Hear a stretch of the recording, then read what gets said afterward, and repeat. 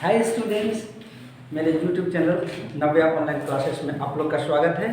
Class 8 का math मैं लेकर के आया हूँ। अलजेब्रा, एक चर वाले रैखिक समीकरण, चैप्टर 8 नहीं। और इसमें एक्सरसाइज 8.2 बनाते बनाते हम लोग चले आए क्वेश्चन नंबर 7 में। 7 में एक बड़ी इंटरेस्टिंग क्वेश्चन है। क्वेश्चन क्या कहता है कि अभय के पिता की आयु अभय के आयु की 3 गुनी है। अभय एक स्टूडेंट है, लड़का है, कोई जरूरी नहीं कि वो स्टूडेंट ही हो, एक लड़का है। इसके पिताजी की आयु अभय की आयु की 3 गुनी है। 10 वर्ष पहले अभय के पिता की आयु अभय की आयु की 5 गुनी थी। भाई 10 वर्ष पहले अगर बोला गया है तो 10 वर्ष पहले में अगर किसी का उम्र, अगर आप लोगों का उम्र 12 साल है तो 10 वर्ष पहले कितना था? क्या करेंगे हम लोग? पहले वाला में है तो घटा देंगे ना। पहले 10 वर्ष पहले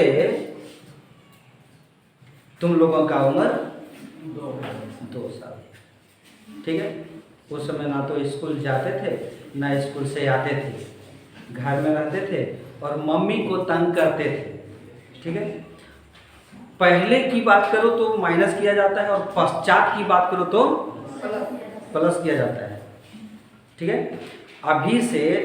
अभी एज आप लोग का 12 वर्ष, ठीक है। 10 वर्ष पश्चात यानी 10 वर्ष के बाद आप लोगों का एज 22 वर्ष हो जाएगा। क्या कर दिया हमने? 12 साल में 10 वर्ष को जोड़ दिए। बाद वाला में जोड़ा जाता है या पश्चात, पूर्व या पहले में घटाया जाता है ना।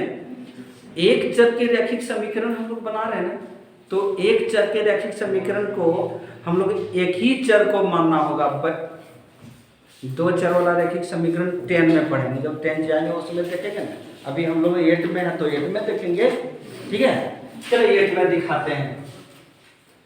जब अभय के पिता की आयु अभय की आयु की 3 गुनी है, ठीक है ना, तो फिर अभय की आयु कितनी? जब अभय की आयु को जानेंगे तब ना उसके पिताजी की आयु को ज्ञात करेंगे, तो अभय की आयु में 3 से मल्टीप्लाई कर देंगे। जब अभय का ही आयु पता नहीं है तो हम उसके पिता की आयु को कहाँ से ज्ञात कर सकेंगे? चलिए देखते हैं। गणित में, मैथ में माना एक अलग प्रकार का पर्वत है नहीं, और इस पर्वत को लांघ करके हम लोग जाएंगे और उस व्यक्ति का यथार्थ एज पता करेंगे, ठीक है। सो कैसे करेंगे? लिखेंगे माना अभय की वर्तमान आयु इज इक्वल टू x वर्ष। अब कॉपी में तुम लोग यहाँ से नीचे नहीं चलाना, हम यहाँ से इधर इस पर चढ़ जाता ना, तो इधर चढ़ जाता तो यहाँ पर 440 वोल्ट लागू है कि नहीं, तो क्या हो जाएगा? वहाँ ब्लास्ट हो जाएगा कि नहीं। इसलिए हम नीचे लिख दिए। क्या किए? नीचे लिख दिए। अब तुम लोग भी नीचे नहीं लिखना, ऐसे ही लिख देना। क्लियर? अभय के पिता की आयु पता करो। अभय की आयु x वर्ष। ये x अजीबोगरीब चीज है ना। x कोई संख्या को तो है क्या? वेरिएबल नहीं। बीजगणित में x, y, z, a, b, c माने अल्फाबेट का कोई भी वर्ड को ले लेंगे ना, कोई भी लेटर को ले लेंगे तो वो हो जाएगा वेरिएबल। अलजेब्रा में हम लोग अलजेब्रा पढ़ रहे हैं, तो पिता की वर्तमान आयु इज इक्वल टू 3x। जब अभय का x है तो उसके पिताजी का 3x। 10 वर्ष पूर्व अभय की आयु नहीं, लिखेंगे 10 वर्ष पूर्व अभय की आयु। क्या करेंगे? x माइनस 10 करेंगे या नहीं करेंगे? वर्ष। तो 10 वर्ष पहले क्या पिताजी का उम्र घटेगा या नहीं घटेगा उसमें, वर्तमान उम्र में? अगर पिताजी का उम्र 35 वर्ष अभी है, तो 10 वर्ष पूर्व 25 हो जाएगा। माइनस कर देंगे ना, 10 माइनस करना है ना, ठीक। तो 10 वर्ष पूर्व पिता की आयु 3x है, तो 3x वर्तमान आयु ना -10 वर्ष। ऐसी स्थिति में 10 वर्ष पहले अभय की आयु उसके पिता की आयु अभय की आयु की 5 गुनी थी। के 5 गुनी थी? पिताजी ने। तो दोनों के एज को बराबर करने के लिए हम क्या करते थे? पुत्र के एज में 5 से मल्टीप्लाई कर देते, गुनी लिखा है। गुनी शब्द बता देंगे, जो गुनी शब्द रहेगा तो उसमें गुना करना पड़ेगा। 5 वर्ष से अधिक है तो जोड़ना पड़ेगा, 5 वर्ष कम है तो घटाना पड़ेगा। अब गुनी शब्द है, 5 गुनी थी, गुनी माने गुना, गुनी गुना, क्लियर। तो यहाँ पर देखिए किसमें हमको गुना करना पड़ेगा? 5 से, पुत्र में, पुत्र के। तो लिखेंगे प्रश्नानुसार। अब ये पुत्र का उम्र x - 10 है, बराबर करना चाहेंगे 3x - 10 से। तो हमको इसमें 3 से, सॉरी यहाँ पर 5 होगा ना, 5 गुनी थी ना, तो 5 से मल्टीप्लाई करना होगा भाई, ये 5 से मल्टीप्लाई। पुत्र के एज में 5 से मल्टीप्लाई करना होगा कि पिताजी की एज में। अब पिताजी की एज में 5 से गुना कर दो तो 5 गुनी तो पहले से था ही रे बाप। अब 5 × 5 = 25 गुनी हो जाएगा, लेकिन हमको यहाँ दोनों की एज को बराबर करना है। रियल में तो बराबर होगा नहीं। अब हमारा ही एज और पिताजी का एज 80 साल और हमारा एज कहाँ 40 साल, तो क्या हम पिताजी के एज के बराबर हो जाएंगे? या फिर पिताजी को 40 साल का कर सकेंगे? वो अर्थात में नहीं कर सकते। मैथ को हल करने में हम दोनों की एज को बराबर करते हैं, तो 5 से हम मल्टीप्लाई करेंगे पुत्र के एज में। पुत्र कौन मेरा? अभय है ना, तो इसको इसे मल्टीप्लाई करेंगे तो ये सॉरी 5x और यहाँ पर 50 कैसे आया? कैसे आया?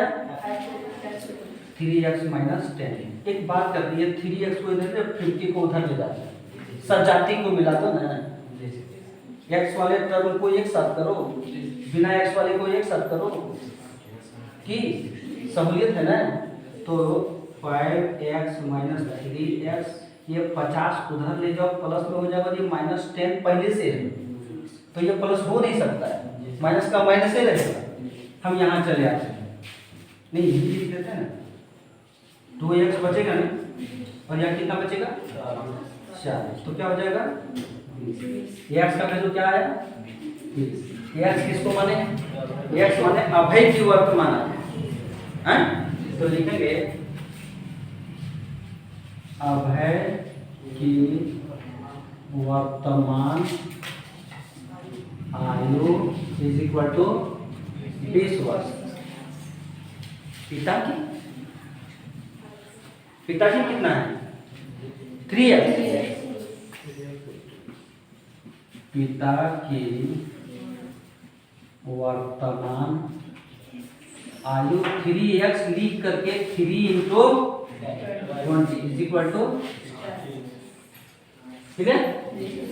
तो यही तुम्हारा आंसर। अब कहोगे कि चेक भी करके दिखाइए, तो चेक हो जाएगा। कैसे? मौखिक ही कर देते हैं नहीं, क्या बोला गया है कि वर्तमान आयु अभय की आयु, अभय के पिता की आयु अभय के आयु की 3 गुनी। तो वर्तमान आयु 20 है, फिर 20 × 60, 3 गुनी हो गया। अब 10 वर्ष पूर्व उधर चले जाओ, पश्चात में इधर जाना। 10 वर्ष पूर्व अभय की आयु 20 में 10 घटा देंगे तो कितना बचेगा? 10 बचेगा। हम यहाँ पर याद रखने के लिए लिख लीजिए। तो 10 वर्ष पहले पिताजी का उम्र कितना हो जाएगा? कितना हो जाएगा? 50। तो क्या ये देखो, 10 वर्ष पूर्व उसके पिताजी अभय से 5 गुनी, 10 × 50 = 50 होता है ना, तब 5 गुनी है या नहीं?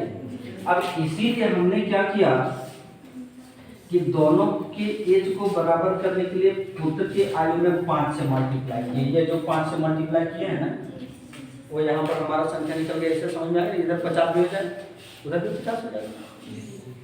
क्लियर? सही है ना? चलो, तो अब फिर एंजॉय करो और अगले क्वेश्चन का वेट करो। चलो भाई चलते अब एक बेहतरीन क्वेश्चन, क्वेश्चन नंबर 10। कहते 40 को, ये 40 ना तो रुपया है ना तो 40 को टॉफी है, सिर्फ कहता है ये 40 संख्या 40 को अगर टॉफी का देता तो आसानी से बांट देते हम लोग, लड्डू का तो भी बांट देते, लेकिन जब संख्या बांटने के लिए कहा है कि संख्या 40 को, संख्या 40 को 2 भागों में इस प्रकार बांटिए कि पहला भाग का 1/5 और दूसरा भाग का 1/3, ये दोनों बराबर हो जाए। बड़ी मजेदार क्वेश्चन है भाई, और ये बनेगा सरे से। देखते हैं, एक संख्या 40 है, 40 को 2 भाग में बांटेंगे तो मान लो कि एक भाग x है, तो दूसरा भाग क्या हो सकता है? दूसरा भाग क्या हो सकता है? सुनो, अब टॉफी ये लो, ये 40 को टॉफी और 40 टॉफी को 2 भाग में बांटना है। कितना भाग में बांटना है? 2 भाग में। अगर एक भाग 15 है तो दूसरा भाग कितना होगा? दूसरा भाग कितना होगा? तब 25। क्या करोगे तुम? माइनस करोगे कि नहीं करोगे? 40 माइनस 15 इज इक्वल टू 25 करोगे कि नहीं करोगे? ये दूसरा भाग हुआ कि नहीं हुआ? पहला भाग 15 है, दूसरा भाग 25, राइट? अब इधर आते हैं, देखते हैं। माना प्रथम भाग, ये मान ठीक से लिखना चाहिए, x, तो दूसरा भाग is equal to 40 minus x। हो गया नहीं होगा? ठीक है, बंद रहना दूसरा, ठीक है। एक्टिंग कर रहा है, क्या करेगा? बंद नहीं करेगा तो बंद रहो, ठीक है। अब कहते हैं पहला भाग का 1/5 लिखेंगे प्रश्नानुसार। पहला भाग x/5 इज इक्वल टू दूसरा भाग 40 माइनस x/3 के बराबर। इतना ही तो बोला, इससे ज्यादा तो कुछ बोला नहीं, जो बोला मैंने किया।